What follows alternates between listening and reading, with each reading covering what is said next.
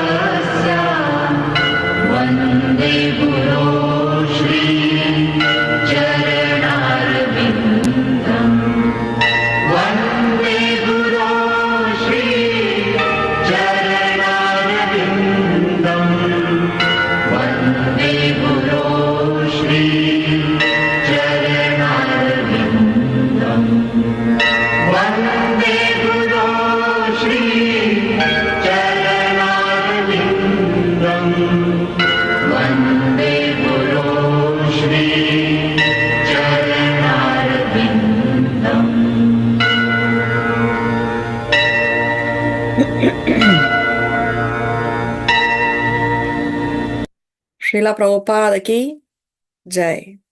Jai. Om Ajnana Timirandasya Jnananjana Shalakaya Chakshurunmilitam Yena Tasmai Shri Gurave Namaha. Namo Om Vishnu Padaya Krishna Prestaya Bhutale Srimate Bhaktivedanta Swamin Iti Namine. Namaste Saraswate Deve Gauravani Pracharine Nirvishesha Shunyavadi Paschatya Deshatarine. He Krishna Karuna Sindhu Dina Bandhu Jagatpate Gopesha Gopika Kanta Radha Kanta Namostute Tapta Kanchana Gaurangi Radhe Vrindavaneshwari Rishabhanu Sute Devi Pranamami Hari Priye Vancha Kalpa Taruvyascha Kripa Sindhu Vya Evacha Patitanam Pavanebhyo Vaishnavebhyo Namo Namaha. Jai Shri Krishna Chaitanya Prabhu Nityananda Shri Advaita Gadadhar Shrivasati Gaura Bhakta Vrinda. Hare Krishna Krishna Krishna Hare Hare Hare Rama Rama Rama Hare Hare. Please repeat after me. Om Namo Bhagavate Vasudevaya. Om Namo Bhagavate Vasudevaya. Om Namo Bhagavate Vasudevaya. Om Namo Bhagavate Vasudevaya. Om Namo Bhagavate Vasudevaya. Om Namo Bhagavate Vasudevaya.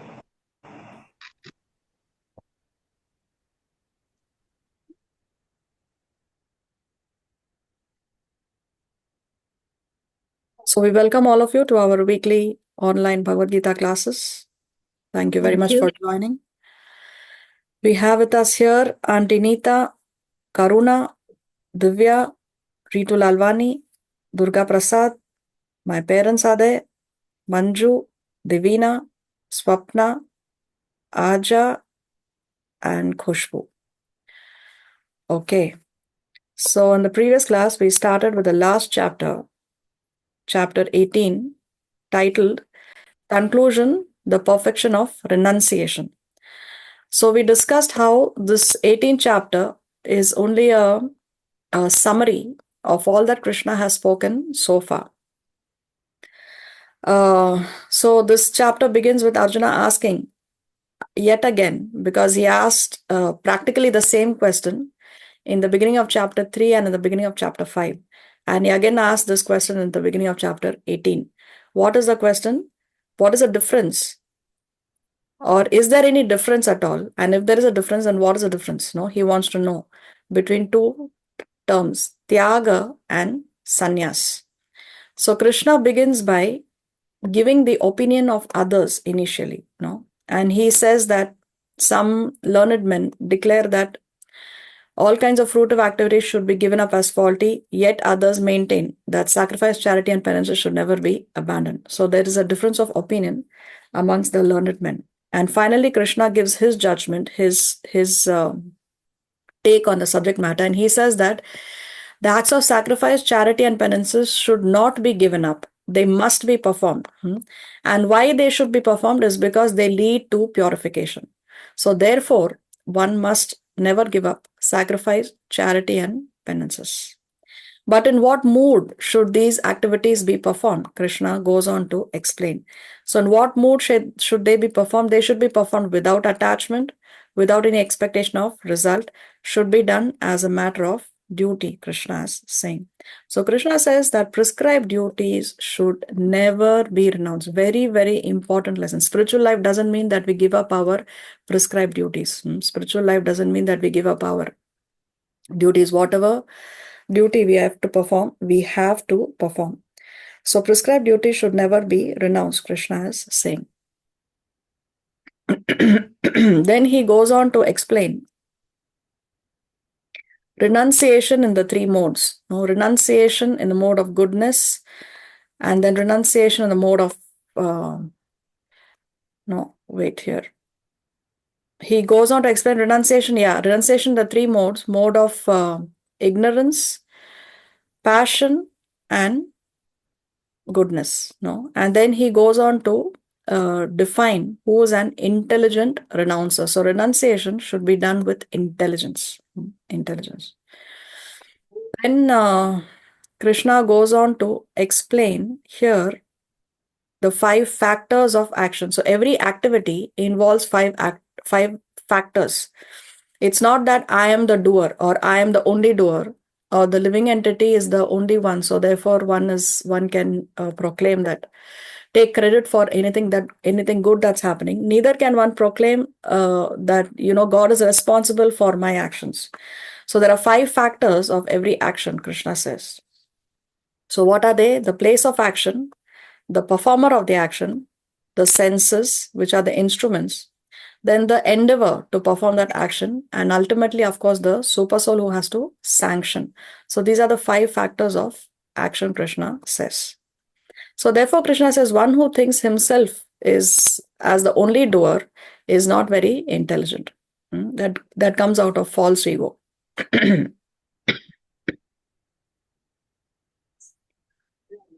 And then finally, Krishna ended, we ended the previous class on this 18th shloka, where Krishna describes 6 factors. He explains knowledge, the object of knowledge, and the knower are as the 3 factors that motivate action. And then he explains 3 constituents of action. The 3 constituents of action are the senses, the work, and the doer. So on this note, we ended the previous class. Now, from the next verse, what Krishna will do is, he will reduce these 6 factors, knowledge, object of knowledge, knower, senses, work, and the doer. So these 6 factors he reduces to 3. And he explains 3 out of these 6: knowledge, action, and performer of action. Jnana, karma, and karta. So he's going to explain jnana, karma, and karta in the 3 modes of material nature. This is what we are going to see coming next from verse 19 onwards. Who can read today? Can I read? Mata? Yes. I heard Devina first, so Devina will read today. Thank you, Devina. Okay, let's share the screen.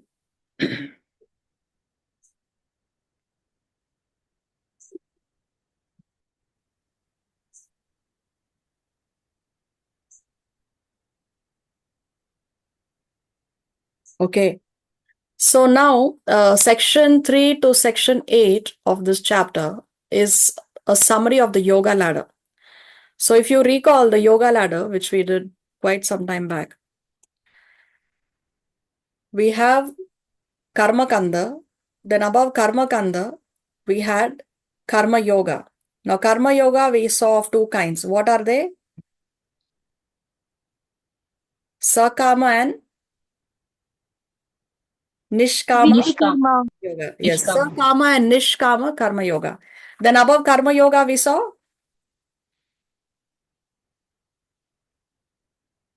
which yoga system?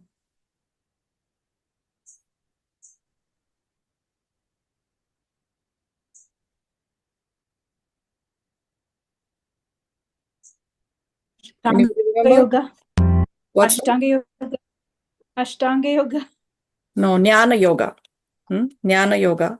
Then comes Dhyana Yoga or Ashtanga Yoga, and then highest of all is the Bhakti Yoga. This is in reverse order. We saw it in the other form. So see here, just to refresh our memories, Yoga Ladder, Karma Kanda. Karma Kanda means activities that are done for our own, to get something in return, to get our material desires fulfilled, but it is according to Shastra.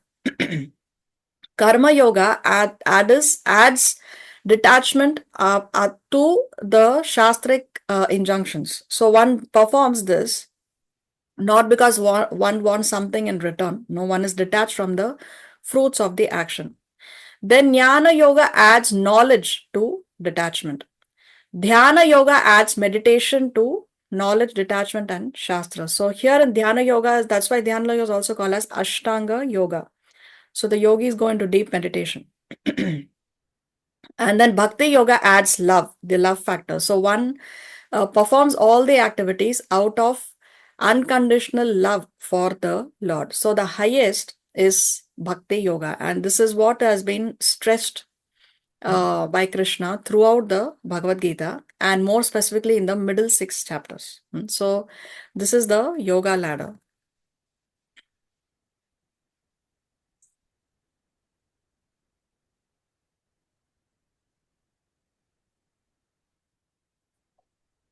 Okay.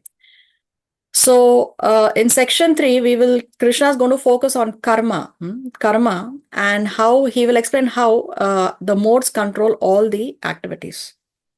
So as I said, he will first explain those. He reduces those six. What do you call it? Those 6 factors that he mentioned in verse 18 to 3, and then he explains each of those 3 in the 3 modes of material nature. So what are they? Jnana, Karma, and Karta. And then he goes on to explain 3 more items in the 3 modes. What are they? Buddhi, Dhriti, and Sukha. The understanding of action, determination for the action, and happiness. So if you go to see, actually this is happiness is the last thing that he explains. And why do you think happiness is the last thing that Krishna explains amongst all these other important terms? Why happiness is the last? Maybe after understanding all those things, we'll get happiness. After understanding all these things, we'll get happiness. Okay. Very nice. Any other angle of vision?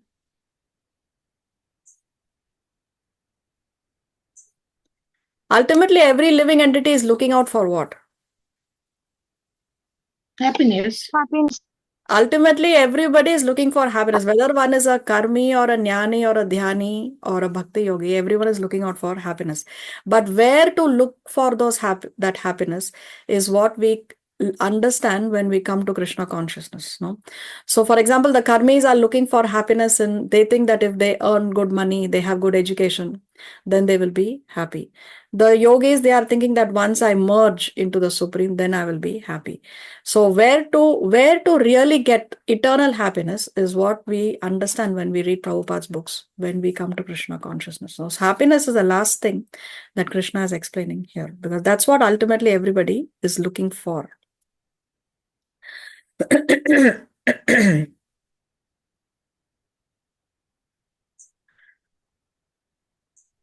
Okay, let's hear the shloka.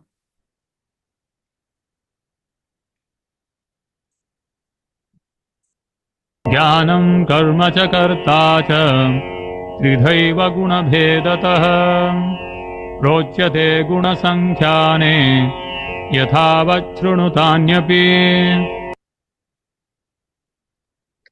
According to the three different modes of material nature, there are three kinds of knowledge: action and performer of action. Now hear of them from me. So, as we discussed, Krishna is going to now explain knowledge, knowledge, action, and performer of action in the three modes. So here he's giving us a preview of what he's going to explain next. So let's see what Krishna says. सर्वभूतेषु येनैकं भावमव्ययमीक्षते अविभक्तं विभक्तेषु तज्ज्ञानं विद्धि सात्विकम्.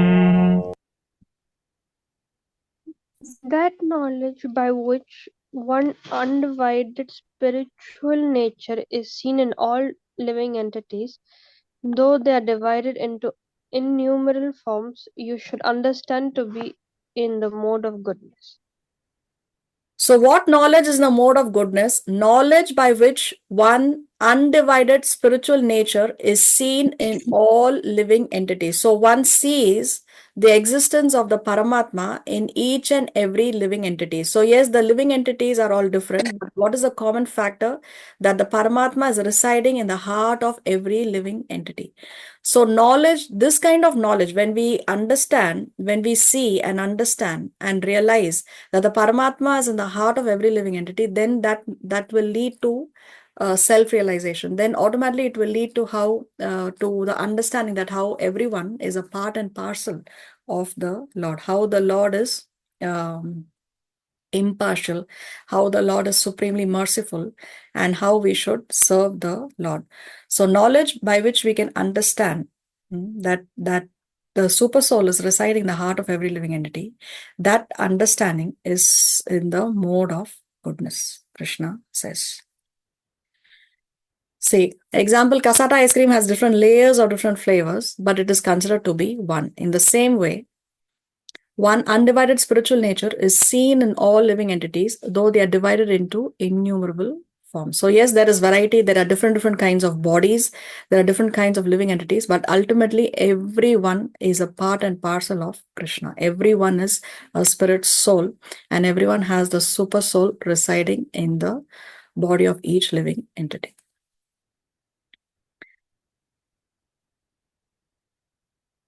पृथक्त्वेन तु यज्ञानं नानाभावान् पृथग्विधान् वेत्ति सर्वेषु भूतेषु तज्ज्ञानं विद्धि राजसम्.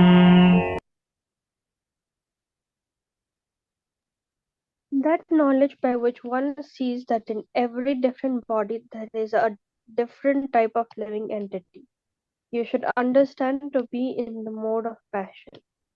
So what is knowledge in the mode of passion? That knowledge by which one sees that in every different body, there is a different type of living entity, which means one is only in the bodily concept of life. There is no spiritual understanding, only material understanding. Only one is in the bodily concept of life.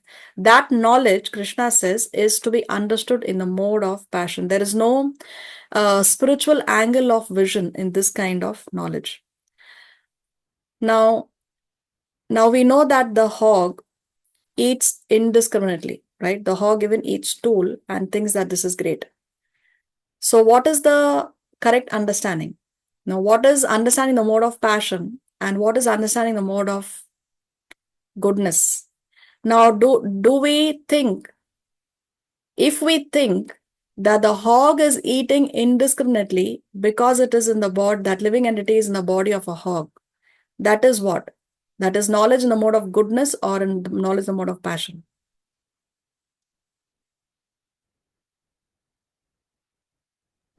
It's a mode of passion Mode of passion, why? because he's eating all worms and everything. So that knowledge, no, that say if I look at a hog and say this hog is eating stool, is eating indiscriminately because it is in the body of a hog, my understanding is material or my understanding is spiritual? Is the hog eating stool, is that living entity eating stool because it is in the body of a pig? Is that consciousness of the living entity such that it is eating stool because it is in the body of a hog? Or is it that the consciousness is such of the living entity that it desires to eat indiscriminately, and that is the reason why it has got the body of a hog? Is the question clear? No. Okay, again, a living entity is in the body of a hog. Okay, now there are two understandings. The living entity is eating stool because he is in the body of a hog, therefore he has got that consciousness. And other understanding is a living entity has the consciousness of eating indiscriminately, therefore it has got the body of a hog, and therefore it is eating stool. So these are two Eating different understandings. eating discriminately, and then he has a body of the pig. Then when once he's inside the body of pig, he will act as though, because Exactly. someone is inside Yes, the exactly. dog or the Yes. pig. So the living entity has the consciousness of eating indiscriminately, and therefore now he has got the body of a hog, and therefore now in the body of the hog he is eating stool. So that is the spiritual angle of vision. That is knowledge in the mode of goodness. Now, because we are seeing from the spiritual angle of vision that he had this consciousness of eating indiscriminately, and therefore he got the body of a hog, and now in the body of the hog he is given that facility to eat indiscriminately each stool. No, but if we have to look at only from the material angle of vision, we only see the body. Okay, this living entity is in the body. He is in the body of the hog, and now he is eating stool. Now he is eating indiscriminately. So, but when we come to the knowledge of Bhagavad Gita, we understand that we have got these different bodies, or living entities have these different bodies because of the consciousness that they had before they got the body. Not that they are behaving, a dog barks because he had that consciousness before he got the body of the dog. Therefore, he got the body of the dog, and therefore now he is barking and behaving like a dog. Okay, now let us see knowledge in the mode of ignorance. यत्तु कृत्स्नवदे कस्मिन् कार्ये सक्तमहैतुकम् अतत्त्वार्थवदल्पं च तत्तामसमुदाहृतम्. And that knowledge by which one is attached to one kind of work as the all in all, without knowledge of the truth, and which is very meager, is said to be in the mode of darkness. Okay, Devina, you need to be a little louder, please, or you keep your mic closer to you. Okay, so what is knowledge in the mode of ignorance? Knowledge by which one is attached to one kind of work as the all in all, without knowledge of the truth, and which is very meager. So attached to one kind of work. So all that one focuses on is how can I eat better? How can I sleep better? How can I mate better? And how I can defend better. That's all. All that the living entity is concerned with is how I can gratify my senses. So that kind of knowledge is very meager, very narrow. No, you don't have a broad range of knowledge. So at least material knowledge, the previous one, there is a broad range. Here it is very meager. It is only reduced to what I can do to eat, sleep, mate, and defend better. That's all. That is knowledge in the mode of darkness. So people will say, no, who cares about karma? Who knows if there is going to be a next life? I don't know what the future will bring for me. Who knows whether all this Shastra is true or false? Maybe some sage has just written it to suit their needs. Who cares? Now I'm enjoying. No, abhi maza aa raha hai na. I'm enjoying life. So that's all I care of. So that is knowledge in the mode of ignorance. So see, Srila Prabhupada writes in the purport, the knowledge of the common man is always in the mode of darkness or ignorance because every living entity in conditional life is born into the mode of ignorance. So each living entity in the conditioned life is born into the mode of ignorance. This is the education that is given to us also generally, parents and teachers in the schools, colleges, they all tell us, okay, how you study well, you can get a good job, and your life is you will be happy, you will be successful.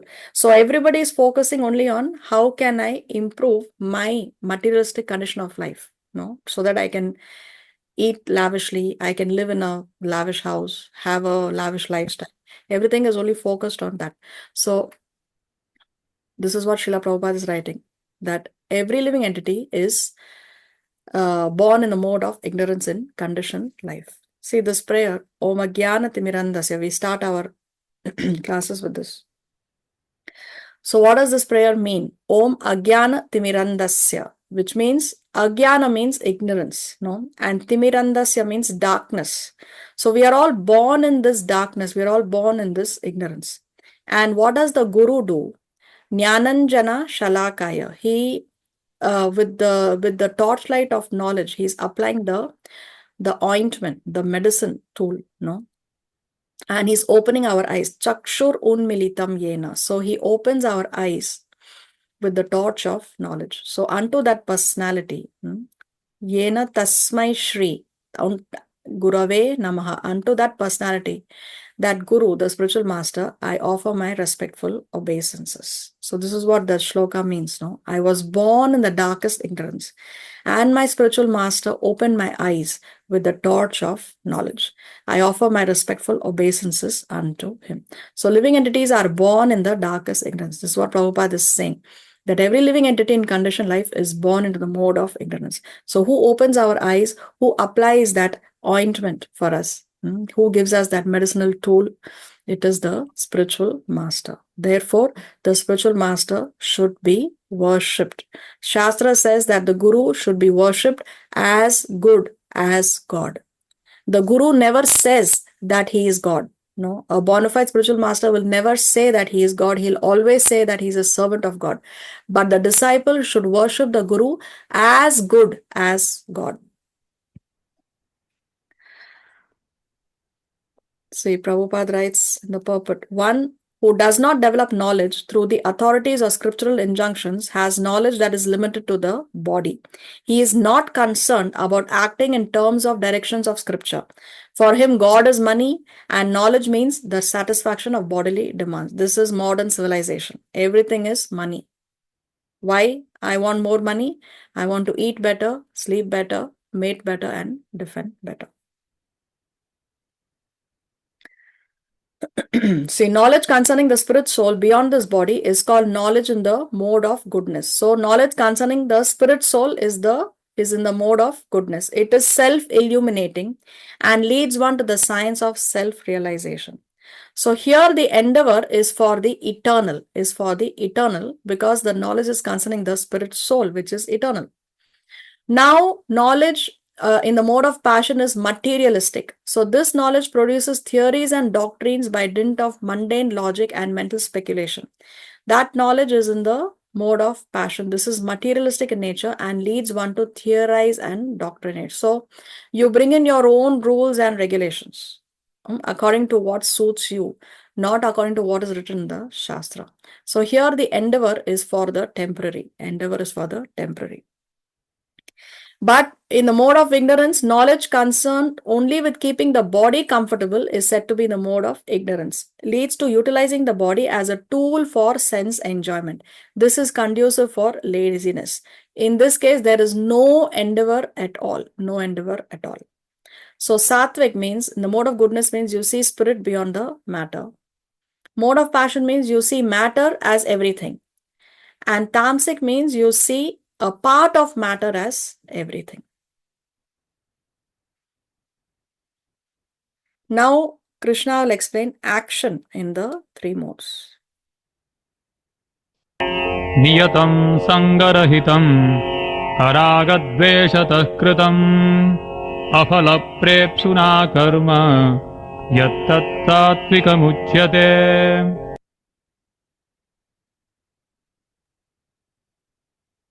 That action which is regulated and which is performed without attachment, without love or hatred, and without desire for fruitive results is said to be in the mode of goodness. So what is action in the mode of goodness? What is karma in the mode of goodness, which is regulated? So regulated means regulated according to what? According to who decides those regulations? The Shastras. The Shastras, yes. So, yes, we cannot invent our own rules and regulations. So, action which is regulated by Shastra, which is performed without attachment. So, it has to be performed without any desire for our own sense gratification or not be attached to the fruits of the action. It should be done only to please the Lord. No action which is done only to please the Lord without any attachment to the results, without love or hatred. So, one is equipoised without desire for fruitive results. That karma, that action is in the mode of goodness. Now let us see what is action in the mode of passion. यत्तु कामेप्सुना कर्म साहङ्कारेण वा पुनः क्रियते बहुलायासं तद्राजसमुदाहृतम्. But action performed with great effort by one seeking to gratify his desires and enacted from a sense of false ego is called action in the mode of passion. So action in the mode of passion is what? It is performed with great effort. So a lot of effort is put in, but to gratify one's own desires out of a sense of false ego. So what is that false ego? That I am the controller. No, we don't accept that one is subordinate to the Lord. One is on the bodily concept of life. It's I, me, myself. No, so action which is done with a lot of effort but to satisfy one's own desires and from a sense of false ego, that is action in the mode of passion, Krishna is saying. Now let us see what is action in the mode of ignorance. अनुबन्धं क्षयं हिंसाम् अनपेक्ष च पौरुषम् मोहादारभ्यते कर्म यत्तत्तामसमुच्यते. That action performed in illusion in disregard of scriptural injunctions and without concern for future bondage or for violence or distress caused to others is said to be in the mode of ignorance. So action in the mode of ignorance, it is performed in illusion without any regard for Shastra, without concern for future bondage. So one is not concerned that, okay, if I perform this action which is against Shastra, if it is sinful activity, then I will be bound again in this material world. Again, I will be stuck here in the cycle of birth and death. So one does not have any concern that I will be bound by these actions or for violence or distress caused to others. See, usually whenever actions are done against the Shastras, it will cause distress, inconvenience, violence to the others. But such people, they are not concerned that I may be causing inconvenience to others or I may be engaging in some violent acts which is not conducive for peaceful living in the society. So all these actions, Krishna says, is said to be in the mode of ignorance. Now he is going to talk about the karta in the three modes. मुक्तसङ्गो नहं वादी धृत्युत्साहसमन्वितः सिद्ध्यसिद्ध्योर्निर्विकारः कर्ता सात्विक उच्यते.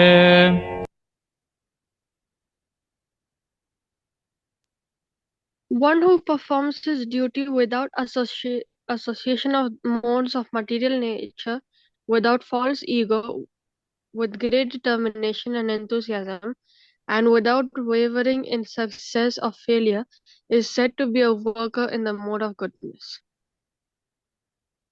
So who is a worker, a karta in the mode of goodness, Krishna says, performs his duty without association with the modes of material nature. So such a person, he may be living in the material world, but he is beyond the three modes. So he performs his duty without association with the modes of material nature, without false ego. So he is on the spiritual platform.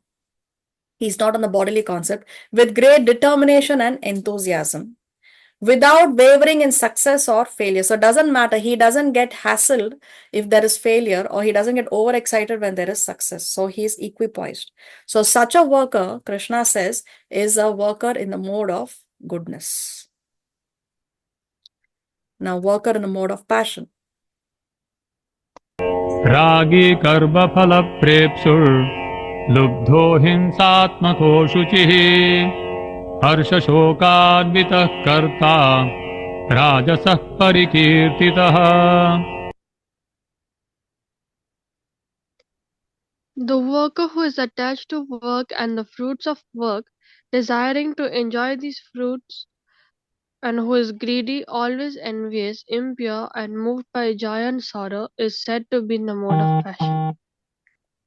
So the worker who is attached to work and the fruits of the work. So he's attached to both the work as well as the results that the work is going to give him.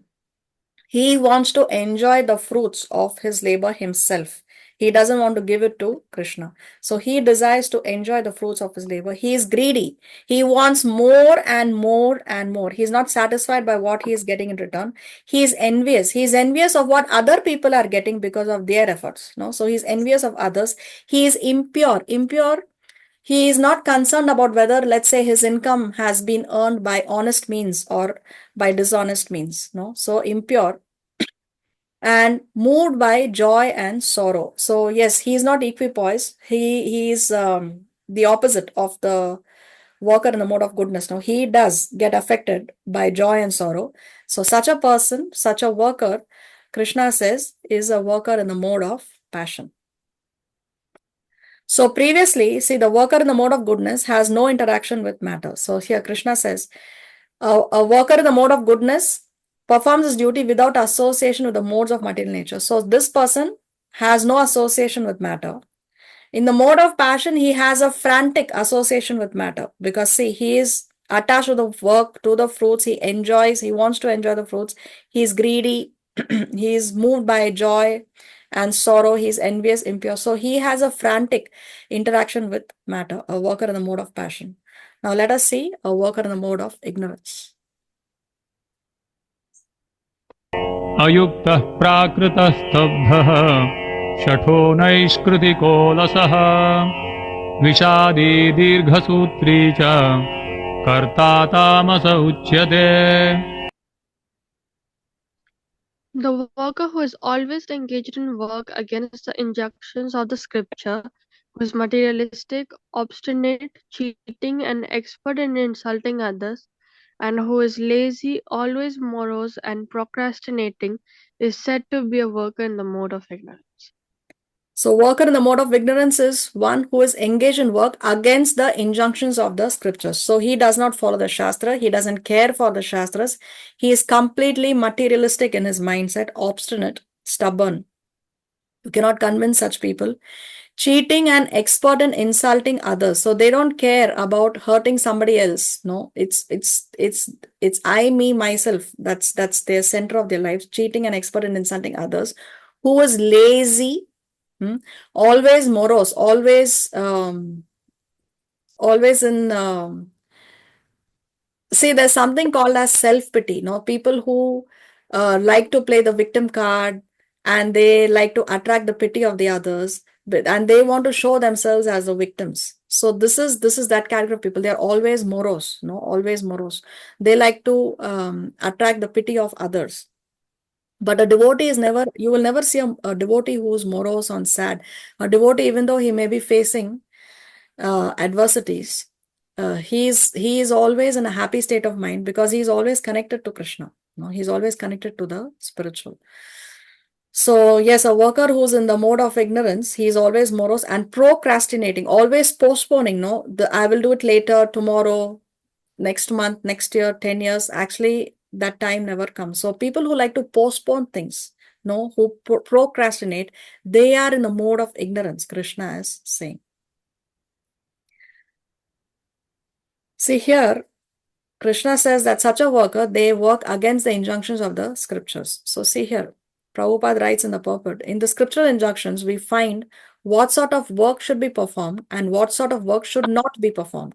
Those who do not care for those injunctions engage in work not to be done, and such persons are generally materialistic. They work according to the modes of nature, not according to the injunctions of the scripture. So such people, they are not following what the scripture says. They work according to the modes of nature. So if one is under the influence of the mode of ignorance, then he is going to act and do those activities which are in the mode of ignorance. But even though one may say, I don't care for the Shastras, it doesn't matter to me, I am not afraid, or whatever it is, whatever they say, they have to bear the consequences of their actions. That no one can escape. So see some of the results of acting against the scriptures. Now this person here is posing on a magazine cover with little or no clothing. So as a result of that, in the next life, she has got the body of a tree. This is the karmic reaction for that.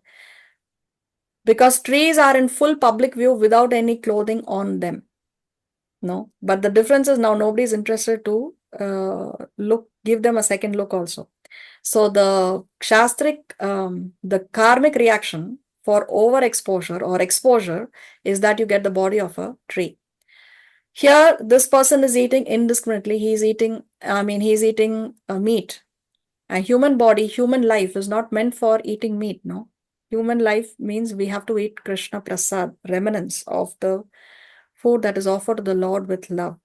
So as a result, because this person is engaged in meat eating, next life he gets the body of a tiger, where yes, he can eat meat. You don't need a human body. If your consciousness is that I want to enjoy meat eating, you get the body of a tiger, where you can enjoy eating meat. This person loves to sleep. So now, because this person is spending his life in sleeping, next life he's got the body of a polar bear. You can sleep for several months together. Here, excessive eating. He's eating a lot, eating indiscriminately. So next body, he's getting the body of a hog, where he can eat excessively and eat indiscriminately and enjoy that in the body of a hog. So although one may say, I don't care for Shastras, the karmic reaction will definitely come. You cannot escape that. Now coming to procrastination. This is a very nice article by Chaitanya Charan Prabhu. He writes, the mind is a perpetual procrastinator. It postpones our resolutions to someday, then some decade, and then some other lifetime. If we look back at our lives and think of a good habit that we could have cultivated years ago, we often notice how our mind made us put it off for one day. And that one day became 1 week, 1 month, 1 year, 1 decade. If we keep listening to our mind, we will keep delaying for our entire lifetime, maybe even several lifetimes. Pertinently, the Bhagavad Gita cautions against the perpetual procrastination that characterizes those who function in ignorance. If we want our life to improve, we need to reject the mind's procrastinating rationalizations and reject them now. Even if that rejection takes the form of just one baby step, that is enough. The key is not how much distance we cover, but how much resistance we muster against our mind. So the mind is always going to tell us, don't take to the right path. The mind is always going to distract us from the right path and take us to the wrong path. No, and so we say, no, so let's say somebody wants to give up smoking or drinking or meat eating. So the mind says, okay, not now. Initially we will think, okay, I'm still young. No, this can be done in old age. This can be done later. So then when one is old, one may think that, oh, why I cannot give it up now? No, because it is already formed a habit. So it will never happen. The mind is always going to take us away from doing the right thing. So what we have to do, we have to use our intelligence. We have to reject the mind's procrastinating rationalizations. We have to use our intelligence, because intelligence is higher than the mind. So we use our intelligence and we control the mind. We use our intelligence to take the right decisions. We should not procrastinate. Postpone. One of these days is none of these days, later. No, I will do it later. That later will never come. The time is now. So here, the three types of doers, as we discussed, the sattvic people, they have a balanced, regulated interaction with matter so as to eventually go beyond matter to spirit. The Rajasic people, they have a frantic interaction with matter. So sattvic, actually, Krishna says that they are, let's go back to that, 26. See, one performs his duty without association with the modes of material nature. And here we say that they have a balanced, regulated interaction with matter, only that much, how much we have to do our material duties if one is situated in the material world. So and then eventually they will go beyond matter to spirit. Rajasic, they have a frantic interaction with matter, and Tamasic, they don't interact with even matter properly. Even that they are not able to properly do. Inability to interact properly even with matter, Tamasic people. Now let us see Buddhi in the three modes. बुद्धेर्भेदं धृतेश्चैव गुणतस्त्रिविधं शृणु प्रोच्यमानमशेषेण पृथक्त्वेन Dhananjay.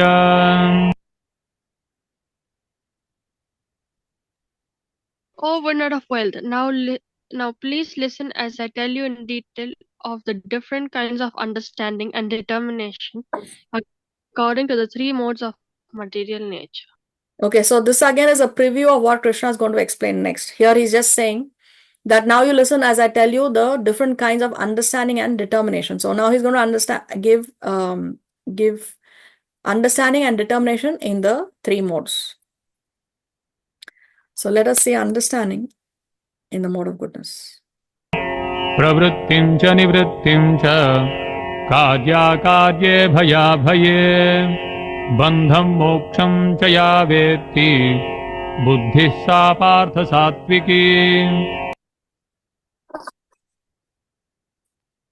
O son of Pritha, that understanding by which one knows that what ought to be done and what ought not to be done, what is to be feared and what is not to be feared, what is binding and what is liberating, is in the mode of goodness.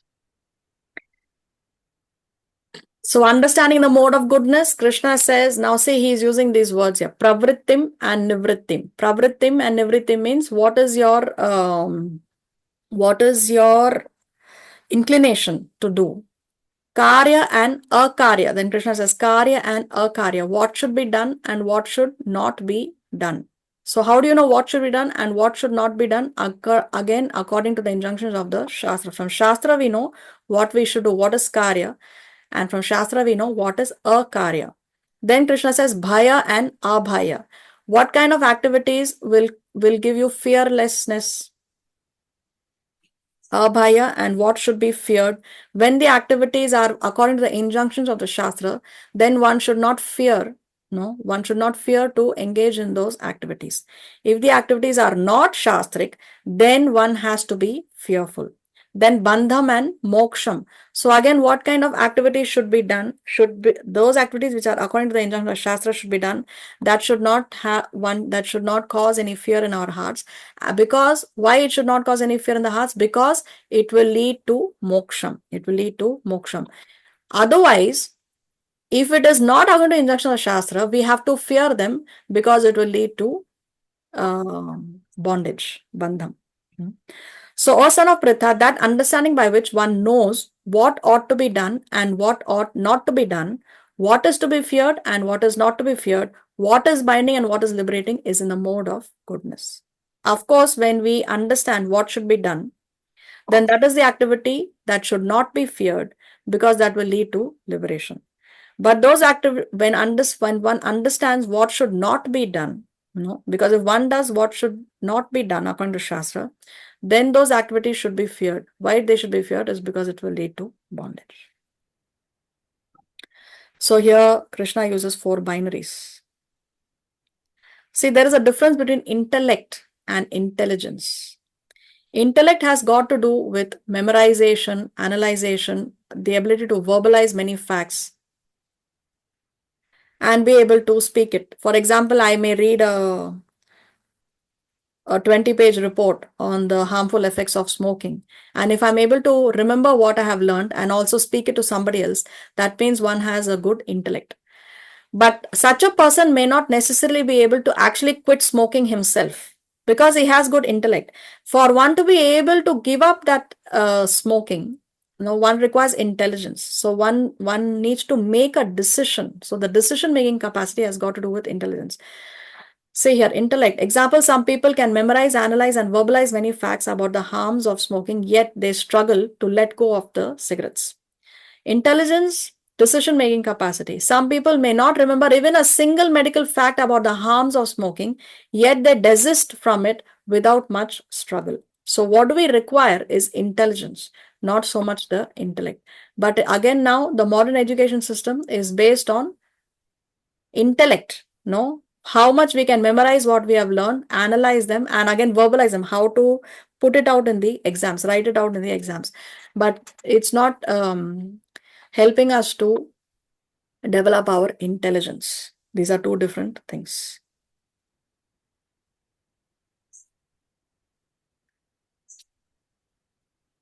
Now, understanding the mode of passion.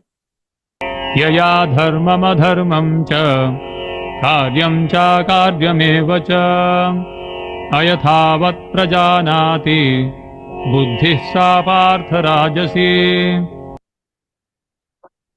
O son of Pritha, that understanding which cannot distinguish between religion and irreligion, between action that should be done and action that should not be done, is in the mode of passion.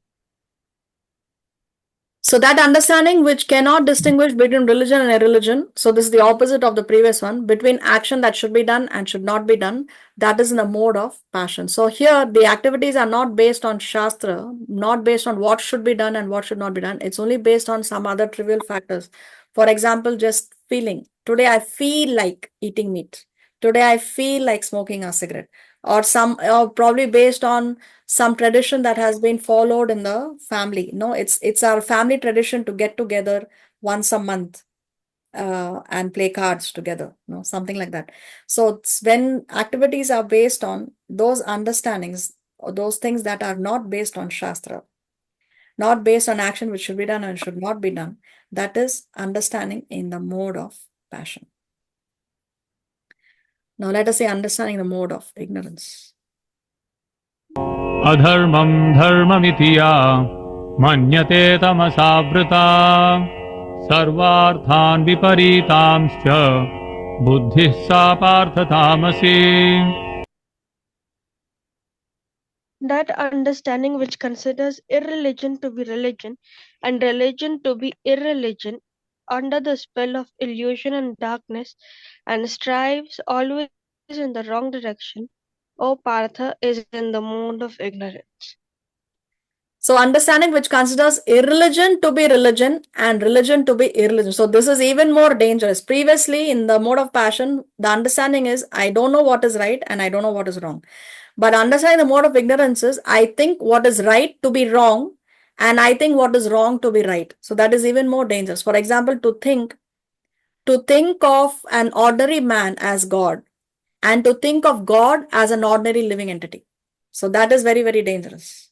So previous understanding, one may say, okay, I don't know who is God. I don't know what is God. But here one declares an ordinary man to be God and declares God to be an ordinary living entity. To declare a sinful activity as something that can be done and to declare something that can be done as a sinful activity. So this is understanding in the mode of ignorance, considering irreligion to be religion and religion to be irreligion under the spell of illusion and darkness, and strives always in the wrong direction because this is always going to take you away from the actual goal of human life.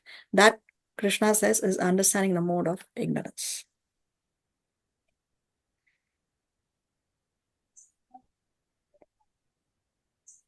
See, jnana versus buddhi. Jnana has got to do with how we see the world. Buddhi has got to do with the action. How are we going to act according to how we choose the right things to do. So jnana, sattvic jnana means you see spirit, you see from the spiritual angle of vision, and Sattvic Buddhi means you do those actions which will connect us to the spiritual.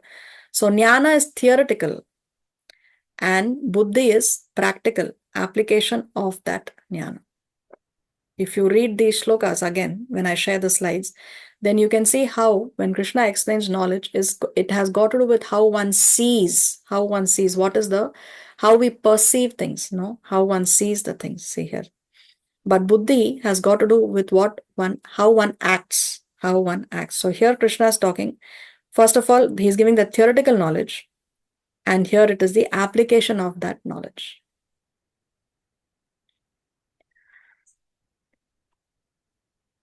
Now determination. धृत्या यया धारयते मनः प्राणेन्द्रियक्रियाः योगेनाव्यभिचारिण्या धृतिः सा पार्थ सात्विकी.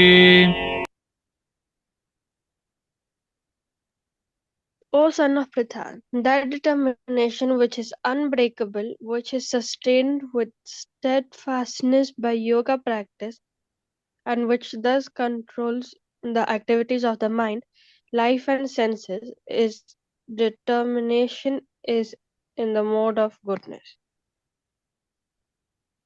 So after Krishna gives us theoretical knowledge of what should be right and what is right and what is wrong, and then we have to apply that knowledge using our buddhi, using our intelligence.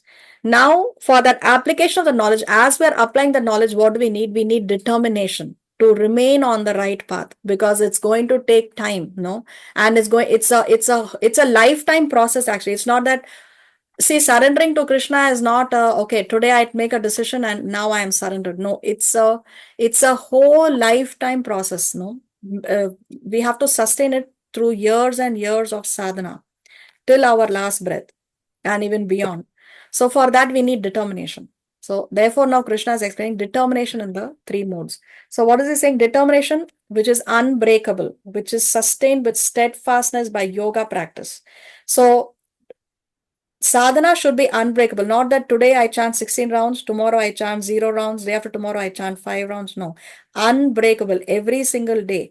16 rounds, minimum 16 rounds, and 4 regulative principles.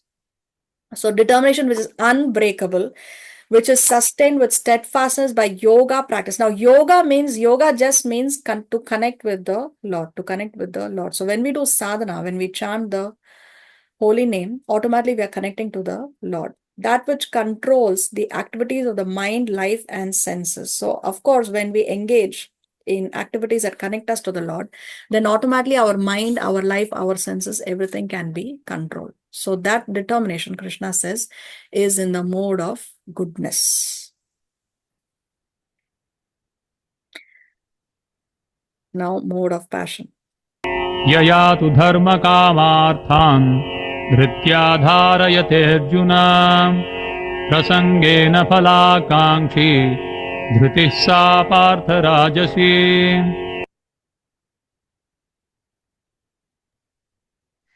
But that determination by which one holds fast to fruitive results in religion, economic and development, and sense gratification is of the nature of passion. O Arjuna. So in determination, the nature of passion is what that one is holding on. There is determination, but for what? Only for dharma, artha, kama. Dharma means here, religion means what? Material religiosity. Material religiosity. What is material religiosity? Karma kanda. What is karma kanda? When we engage in religious practices, but expect something in return. Okay, I will feed 100 brahmanas, but I want that my son should get a seat in the medical college. Something like that. So that determination is only for dharma, artha, kama. Material religiosity, economic development. I want to be economically very, very advanced, and sense gratification. I want to be able to enjoy my senses. So that determination is only for these three factors. That determination, Krishna says, is in the mode of passion.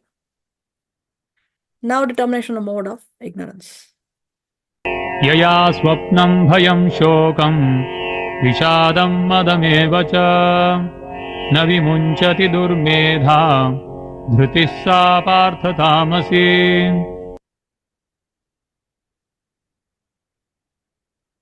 And that determination which cannot go beyond dreaming, fearfulness, lamentation, moroseness, and illusion, such unintelligent determination, O son of Pritha, is in the mode of darkness.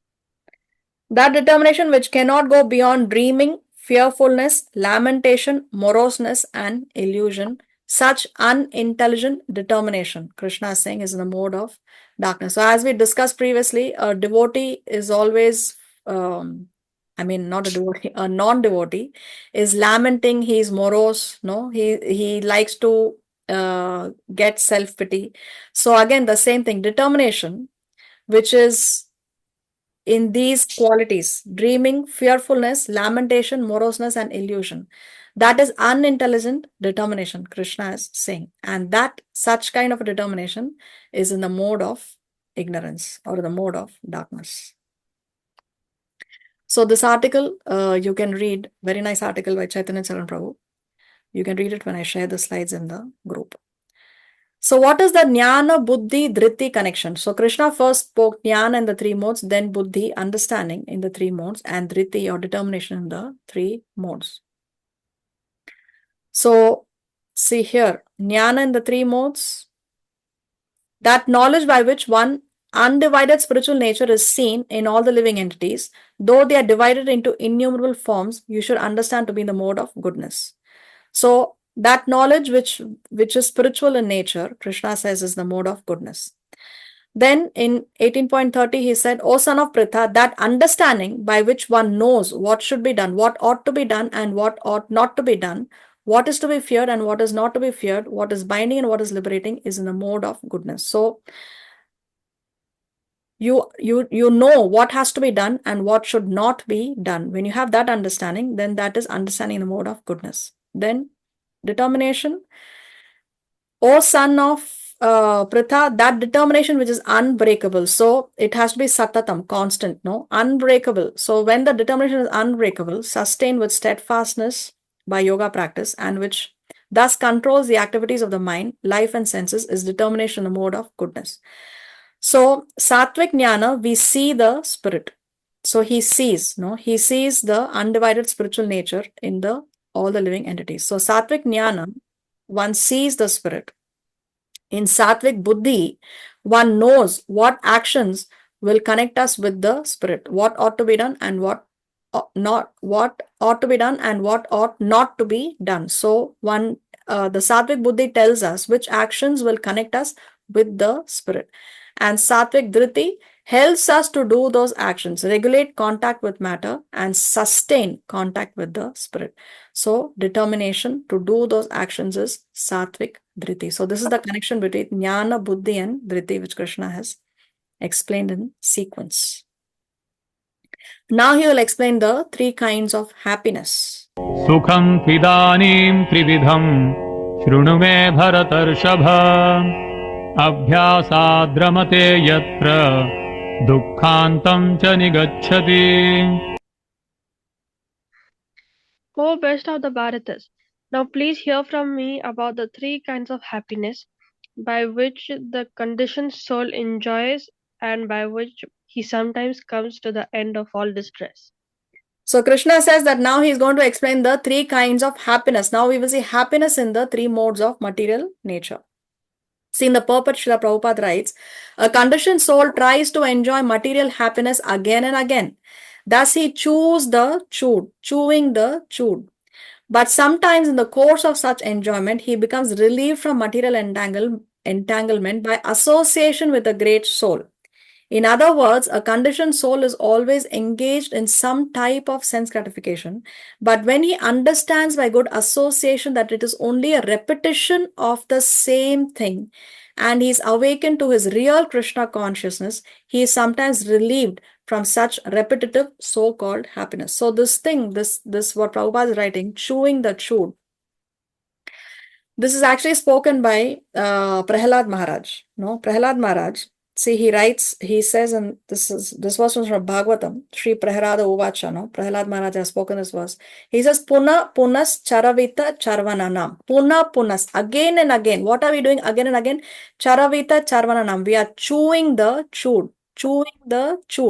So if we have a sugar cane and we chew the sugar cane, we get some juice. But we've already chewed, no, and extracted the juice from it. Now we try to chew the chewed sugar cane. Are you going to get any happiness, any juice from it? No. You will not get any No. more juice because you've already chewed the sugar cane. So material happiness is like that, chewing the chewed. We have already passed through these different bodies and we've already tried to enjoy in these different bodies. And yet again, we are trying to enjoy once again in the current body. So it is nothing but chewing the chewed. Even after crossing through so many millions of bodies, we don't realize that we are not going to get any happiness. So that cycle of chewing the chewed again and again, puna punas charavita charvananam, can be you can overcome that when you come in association with the great soul, Srila Prabhupada is saying. So devotee association can give us relief from that material entanglement, give us relief from chewing the chewed. Okay, so let us see what is happiness in the mode of goodness. यत्तदग्रे विषमिव परिणामे मृतोपमम् तत्सुखं सात्विकं प्रोक्तम् आत्मबुद्धिप्रसादजम्. That which in the beginning may be just like poison, but at the end is just like nectar, and which awakens one to self-realization, is said to be happiness in the mode of goodness. So happiness in the mode of goodness is what? It may appear like poison in the beginning, but at the end it is like nectar. So when we start off our spiritual life, when we start off with our chanting, our sadhana, our four regular principles, it may appear like poison in the beginning because it is not easy. It is not easy to give up bad habits, something that we are carrying from so many lifetimes, no? That consciousness we have from so many lifetimes. So in the beginning, it may appear like poison, but at the end, it is just like nectar. At the end, it is definitely going to give us happiness and joy. See, when we enter a room that is dirty and dusty, and we take a broom and we start cleaning that dirty room, initially what happens, that dust is going to rise and it may go into our eyes, into our nose, and it may cause some allergic reactions. No, our eyes may start watering, we may start sneezing. But then what do? We continue to clean the room. And at the end, definitely, we will have a clean, nice, spick and span room. So that cleaning process, initially it may be like poison, but at the end it is nectar because now you have a very nice, clean room in which you can reside. So bhakti also is like that. It may appear like poison in the beginning, but at the end it will definitely bring nectar. If you want to dig gold, if you want to extract gold from the mines, you have to deal with dirt. But at the end, you are happy because you have got gold in your hands, isn't it? So bhakti is exactly like that. In the beginning, it may be troublesome, but definitely it will end in nectar. So that Krishna says is the happiness in the mode of goodness. Now let us see happiness in the mode of passion. विषयेन्द्रियसंयोगात् यत्तदग्रे मृतोपमम् परिणामे विषमिव तत्सुखं राजसंस्मृतम्. That happiness which is derived from contact of the senses with their objects and which appears like nectar at first, but poison at the end, is said to be of the nature of passion.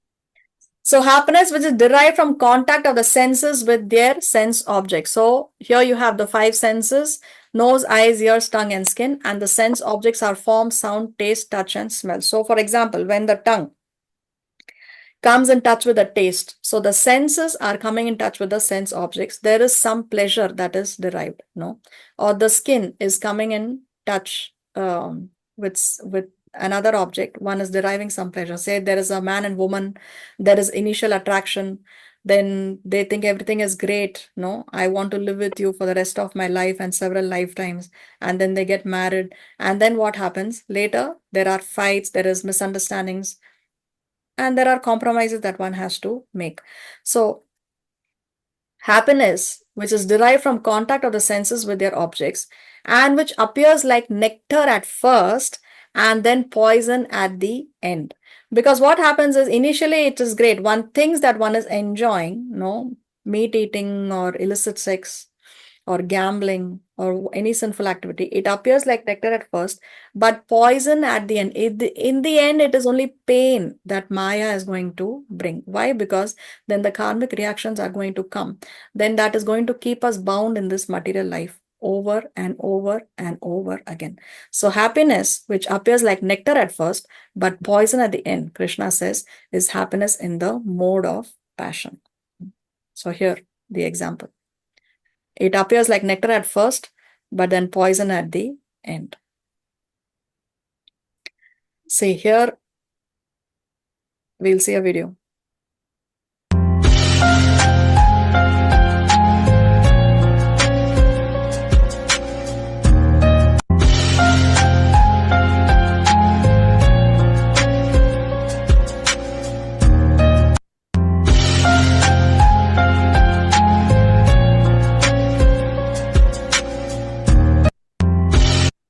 I'm sorry. So here you see, it appears like poison in the beginning. So initially, when we take to spiritual life, it may be a struggle. No, we may struggle with our sadhana, but ultimately, there is going to be enjoyment. It will be nectar in the end. But materialistic life is what enjoy now. Yes, that's a nice ride, but then again, it will be a struggle. It will be a great struggle for us to reach the destination of human life or the goal of human life. So when we want to struggle, you want to struggle now and enjoy later, or you want to enjoy now and struggle for life later. This decision each of one has to take. Struggle we must. Struggle in the beginning. Struggle we have to do. That we have to do. We cannot escape struggle. Either we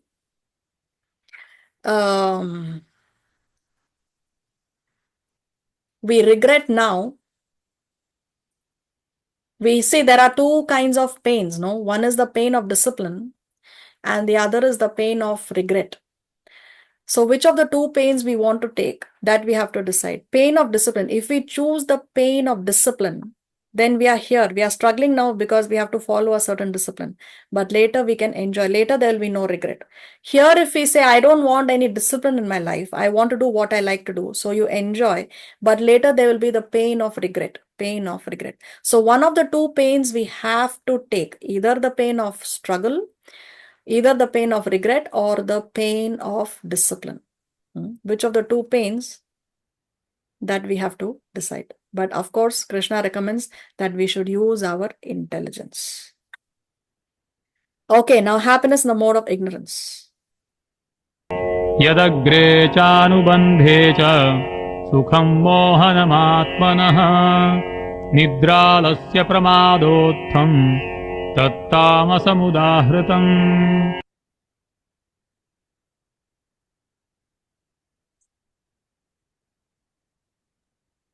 And that happiness which is blind to self-realization, which is delusion from beginning to end, and which arises from sleep, laziness, and illusion, is said to be of the nature of ignorance.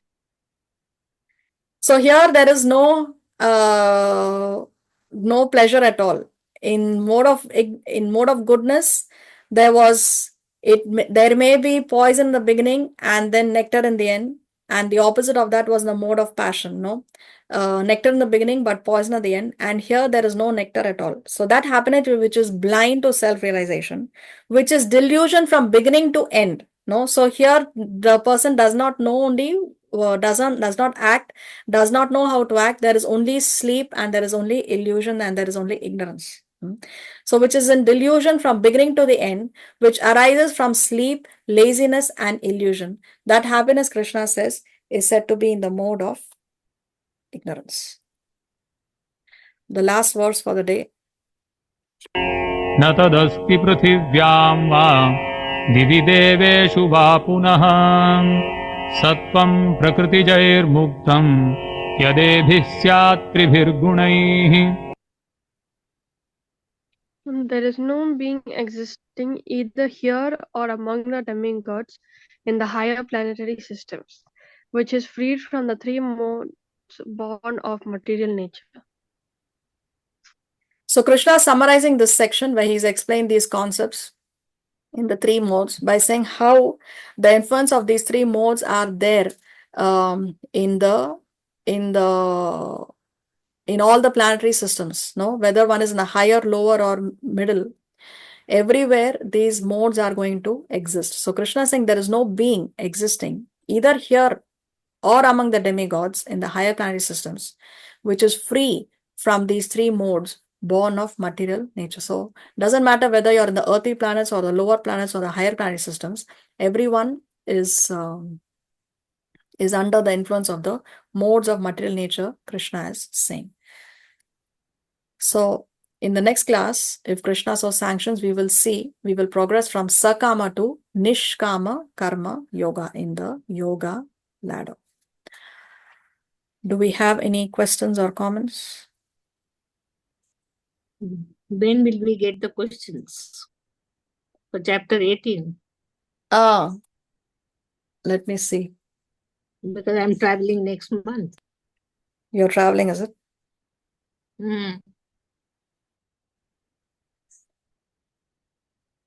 So the question paper is scheduled to be put Today?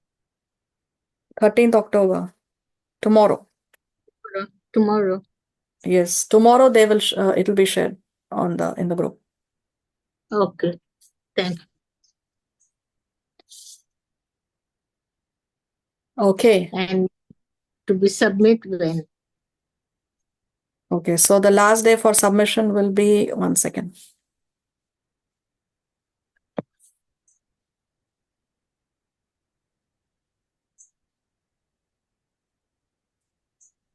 Twenty-9th October. Oh God. When are you traveling? I'm going to Bias actually. I'll be back 20th. 20th. 28th or 20th? 20.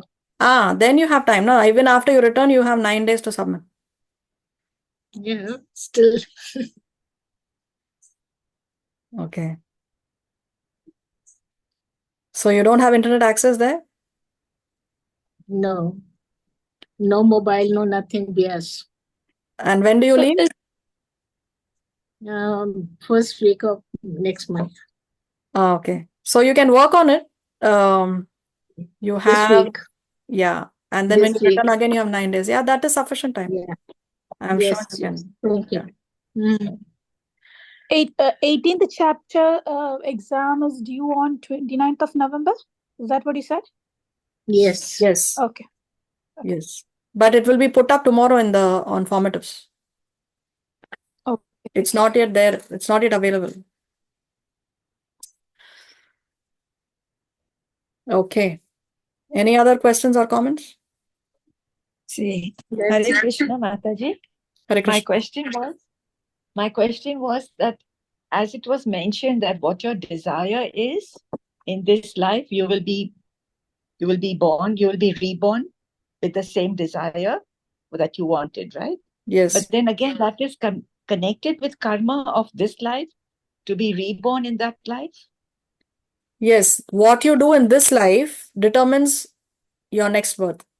Your current birth is because what you did in the past. And what you do now determines your next birth, your next body. So that means this is connected because what my desire is in this birth, I will get it in my next birth. So that desire is la karma that I'm doing, right? Yes. To have that desire. Yes. You may get it in next birth or you may get it in this birth also. Karma can be given to you in this birth also, in the next birth also, or even in the next million lifetimes also. But what is your greatest desire? No, your burning desire, your consciousness at the time. What is the thing that is on your mind maximum at the time of death is what determines the body that you're going to get. Karmic reaction can come in the next lifetime or in this lifetime, even in the next millions of lifetimes. It's a part of your karmic reaction only, the body that you get. But the number one thing that is on your consciousness at the time of death determines the body that you are going to get in the next lifetime. So this desire is only the last moment of our life, right? Which will give us a Yes, whole life it's in the next it's birth. your moment of death determines your your last thoughts at the time of death determine the next body. But again, one should not think that okay, I will do whatever I want, and at the end I will think of God. It will not happen because by default, that only comes to your mind what you have practiced throughout the lifetime. It happens by default. Correct. So if you're most attached to, let's say you're most attached to your son at the time of your departure and you're thinking of your son, then you may come back somewhere and you may be born around your son, but may not be necessarily as your son's son or daughter. You may be as a pet in that house, or maybe an ant who's in that same house where your son is living, which is not desirable, right? So what you're most attached to, that by default comes to your mind at the time of death. So if we practice bhakti throughout our lifetime, then the consciousness of Krishna will come to our mind at the time of death by default. Yeah.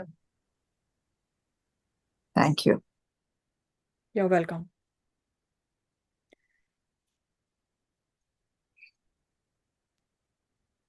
Do you know the story, Bina Mataji? You know the story of Bharat Maharaj? No. So Bharat Can you just Maharaj, relate it shortly? he was the king of the entire planet. No, our country is called Bharat because of him, Bharat Maharaj. And then he retired. He went to the forest. He was practicing his sadhana.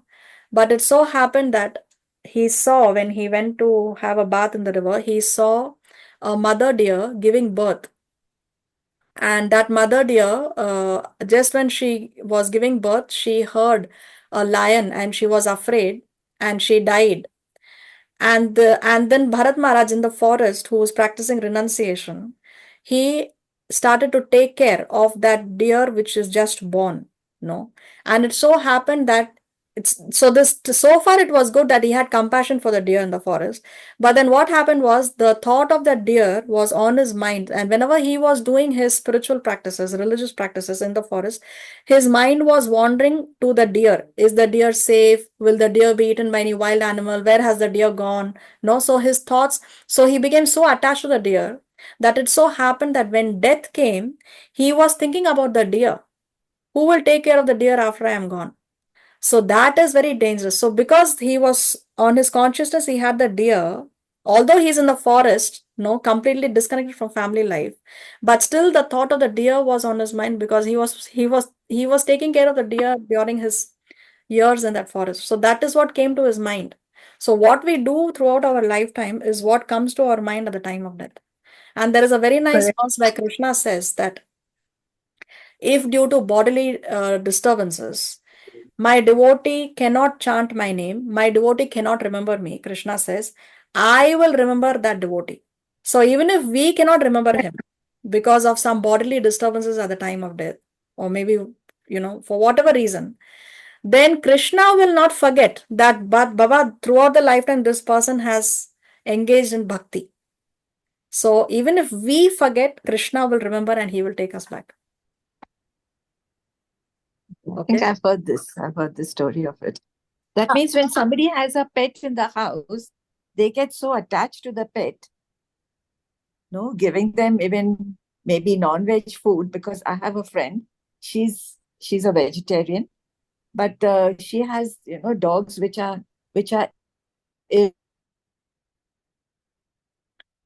Looking after that dog when they were not well with some reason, or they were just abandoned on the road. So she has adopted them and she gives them even meat, knowing that because she's vegetarian, but she gives them meat and she gives them all the attention. But she runs from everywhere saying, no, it's their meal time. I have to give them their medicine.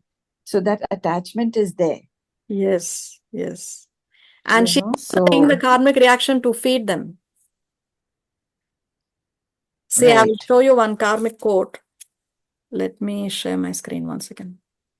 See, this is what happens when we don't know the Shastra. See, she is feeding the meat, so she is killing one animal to feed another animal. Is that logical? No. See here.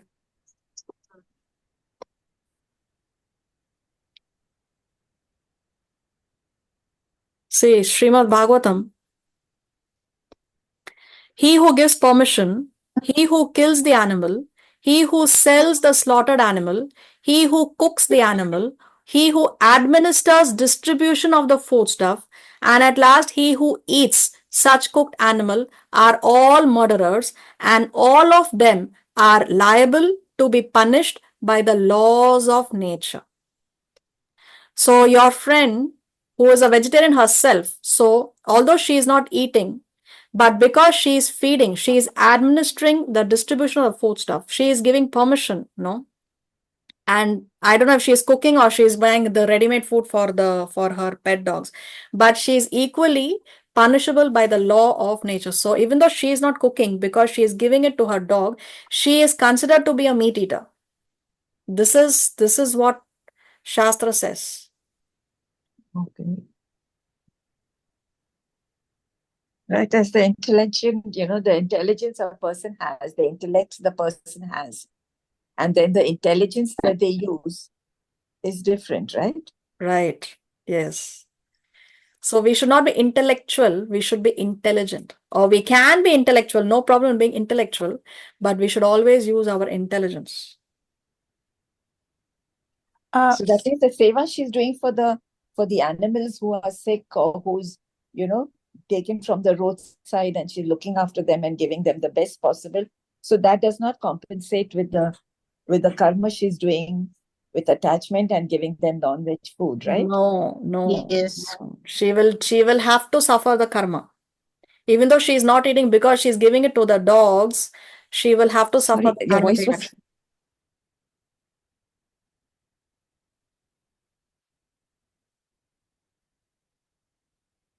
Mataji, can you repeat that, please? Is she there? Yeah. What I said was, even though she is a vegetarian, but because she is feeding the dogs, she has to take the karmic reaction. And she is equal to a meat eater. Oh. See, just like if there is a murder, no, a murder has taken place, one who actually pulls the trigger of the gun and shoots the bullet is the murderer. But anybody who is a part of that murder, let's say somebody has transported the dead body from the site of the murder to the wherever they want to dispose the body, one who has planned the murder, no, one who has purchased the gun for that, one who has purchased a murder weapon, they are all liable for punishment by the law, is it not? Will the police say, Yeah. okay, only the person who has who has pulled the trigger is going to be hanged? No, everybody who is a part of that plan to commit that murder, they are all liable for punishment. So the same thing is happening here. They are all a part of the conspiracy. So he who gives permission, he who kills the animal, he who sells the slaughtered animal, he who cooks the animal, he who administers distribution of the foodstuff, and at last he who eats. They are all murderers, and all of them, all of them are liable to be punished by the law of nature. So compassion to the animals also should be done with intelligence.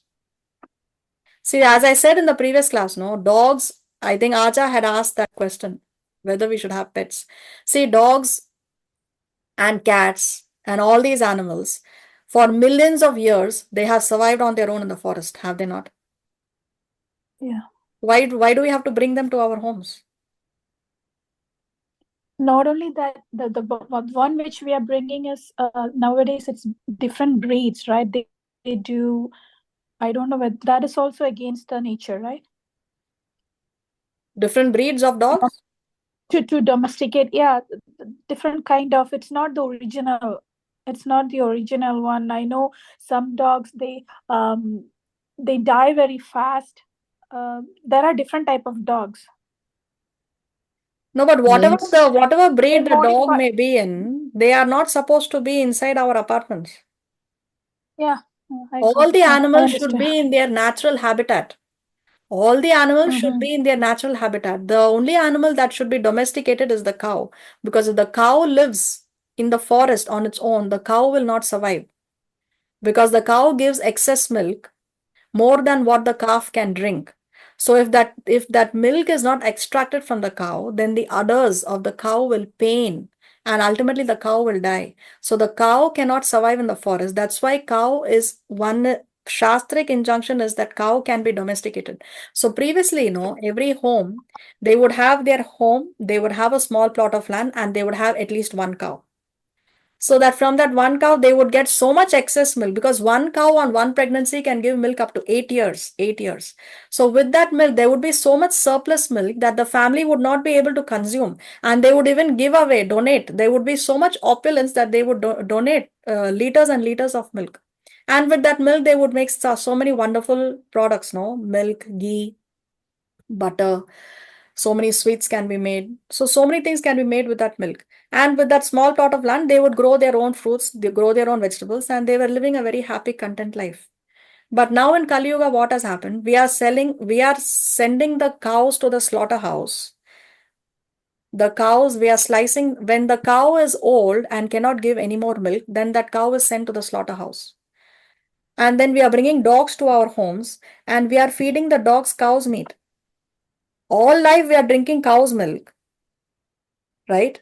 And then because this food, the dog food that you get in the supermarkets in bags, it contains cow's flesh.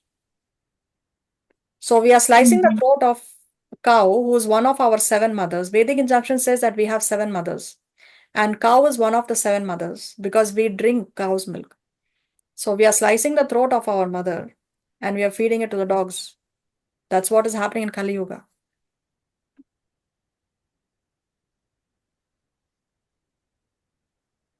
But this friend of mine she has 2 dogs and they have some health issue. So she takes them to the best veterinarian, and gives them the best treatment that she can, goes through operations and, every regular checkups. So much so that she even sleeps with the dog on the floor when he's operated and things like that. So like she feels that, she's not abandoning the dog because he has health issues. So she's doing her maximum, to look after. So I when think she there are tells good, us, there are good karmas and bad karmas. Maybe she gets some good karmas at the same time. that's Whoever, what I think too. yeah. So when you weigh the bad karmas more effective. Right. Yeah, see, now that the dogs are already under her shelter, she cannot abandon the dogs because she is already giving them shelter.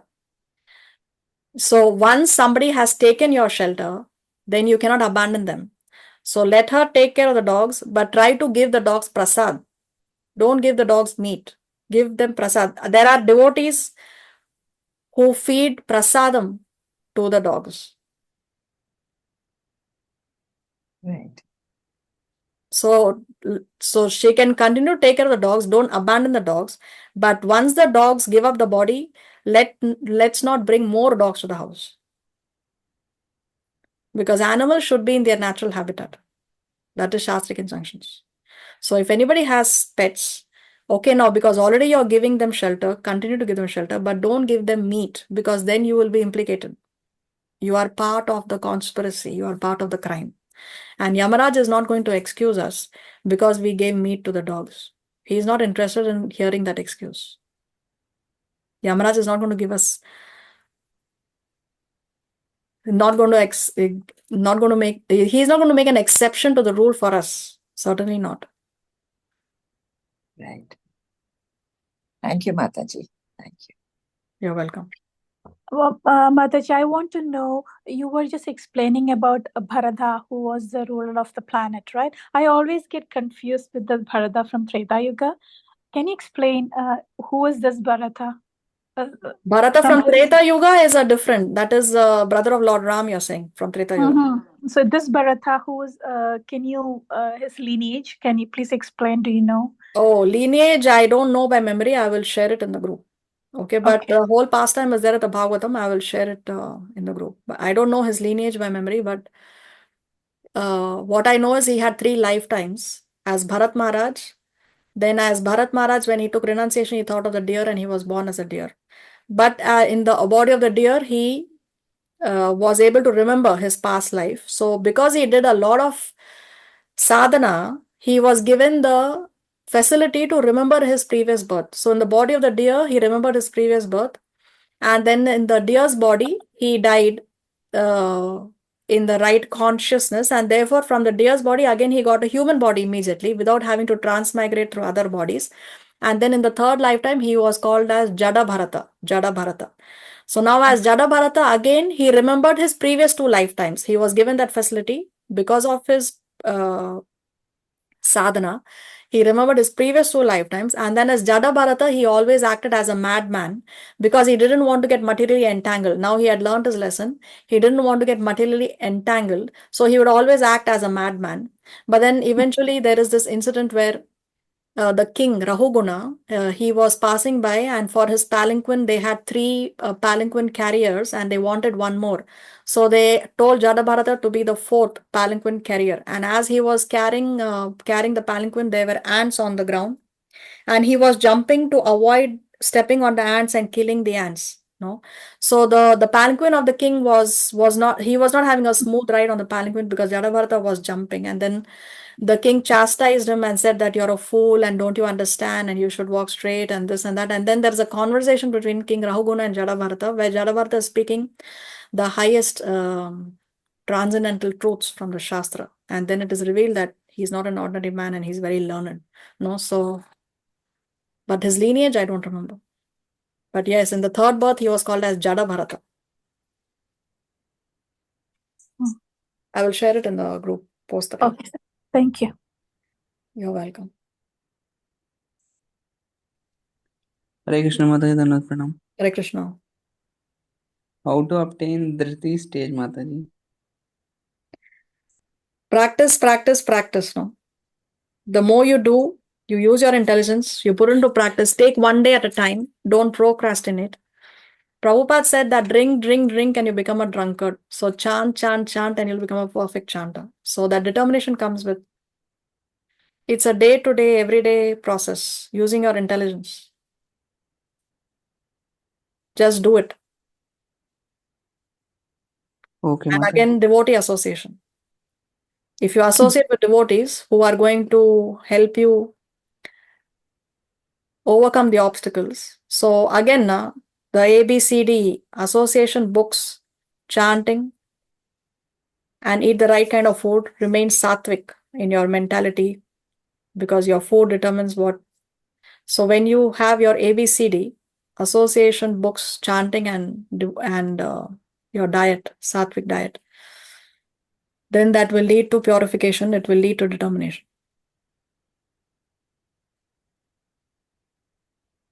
Okay, All the Mataji. hows, how to do this, how to do that, there is only one standard answer. These 4 things will help you advance in every aspect of your spiritual life. Yeah. Anything else?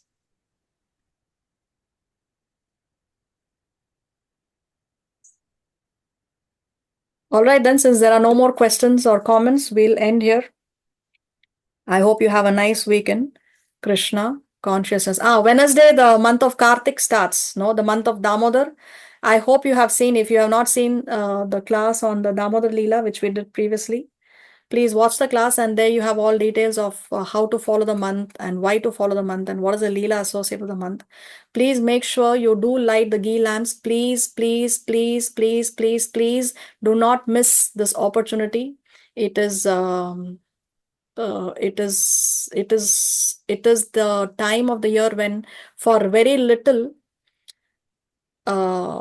service one can reap great benefits. We cannot even imagine how much we will be benefited by simply lighting ghee lamps, singing the Damodar Ashtakam, worshipping Lord Damodar, and chant as many rounds as you can. Maximize your spiritual practices, minimize sinful activities. And yes, offering ghee lamps to Lord Damodar, singing the Damodar Ashtakam, very, very crucial during this month of Damodar. So Wednesday is the first day of the month of Damodar. So I request you to please follow this month of Damodar sincerely. Don't miss even a single day. So determination, no? Determination is very, very important. Satatam, constantly, every single day of the month, please do make sure you offer your ghee lamps to Lord Damodar and be unlimitedly blessed. Till then, have a nice week in Krishna consciousness. Yes, Ekadasi Manju is tomorrow. Tomorrow for us here in Chile. Tomorrow is Ekadasi. Okay, then, have a nice week in Krishna consciousness. Vancha kalpa taruvyascha, kripa sindhu vyayevacha, patitanam pavanebhyo, vaishnavebhyo namo namaha. Srila Prabhupada ki jai, Srimad Bhagavad Gita ki jai. Hare Krishna. Hare Krishna. Hare Krishna. Hare Krishna. Thank you, Kajal. Thank you. Hare Krishna. Hare Krishna.